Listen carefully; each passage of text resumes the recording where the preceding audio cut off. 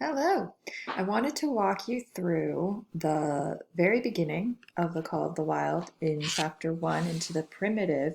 You encountered this short 4-line stanza, and I'm quite sure you likely skipped on past it, maybe skimmed it and said, okay, whatever, and just went right into reading about Buck in California.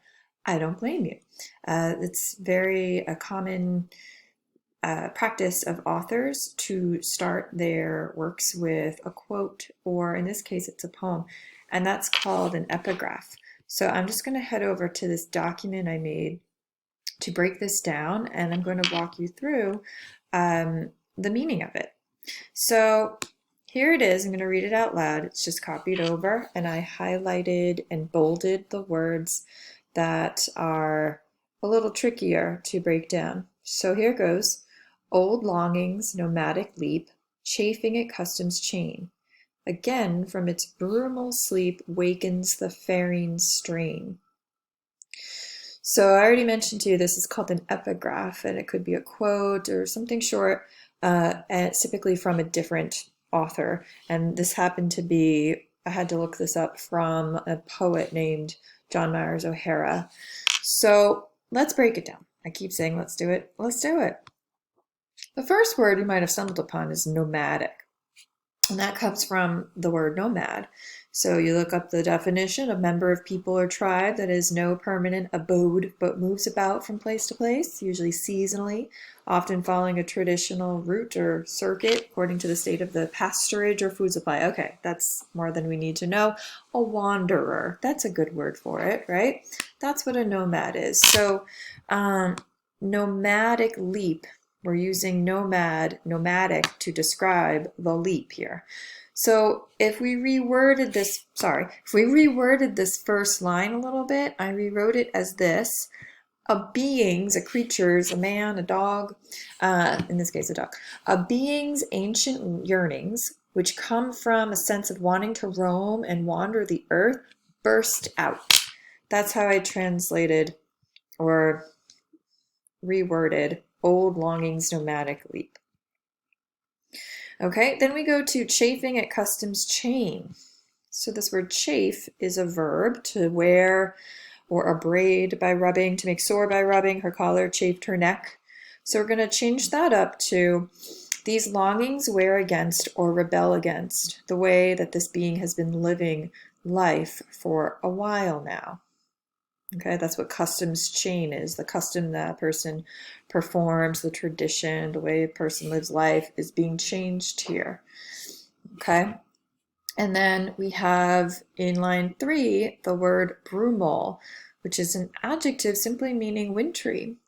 And the original line was, again from its brumal sleep, and it continues, wakens the faring strain. So this faring strain has a brumal sleep. What's a brumal sleep?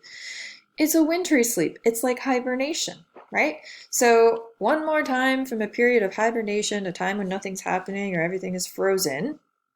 And then the last line, wakens, go back up to it, wakens the faring strain. Or look at faring, it means feral. If you've heard of a pack of feral dogs existing in a natural state, animals, plants not domesticated or cultivated, wild. Could be ferocious, brutal. You see all those definitions. So the last line would be a wild, ferocious part of oneself or characteristic. So I took each line, broke it all up, tried to see how the words had a relationship with each other, which is a lot like untangling a bit of a string ball. You know, you have this massive thing that's all compressed, and you start to piece out all of its components. So that's what I did. So when I put it all together, let's see if it makes any sense. It says, a being's ancient yearnings, which come from a sense of wanting to roam and wander the earth, burst out. These longings wear against or rebel against the way that this being has been living life for a while now. One more time, from a period of hibernation, or a time when nothing is happening or everything is frozen, it should be a comma, a wild, ferocious part of oneself or a characteristic wakes up or emerges. still kind of lengthy, don't you think, for 4 short lines from a poem? So I just rewrote it again, like this. A creature is facing the call of the wild. Ah, that's where it all comes together. It is being drawn to something that has been asleep inside him, but it has been there all along. And what is it? It's his wild, primitive side. Again, going back to the call of the wild. So I think what happened, it's pretty clear to me that Jack London had this idea for his story. He came upon this poem. He thought, oh, this first stanza works really well. It's describing the call of the wild, and he put it at the beginning of his story to start it off.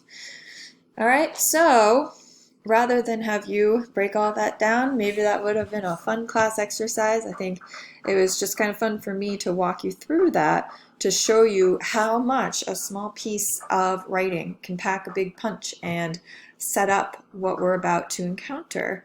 So you want to think about, how could this epigraph have a meaning for the full story? And try to have it in the back of your mind as you read the rest of the chapters. Okay, bye.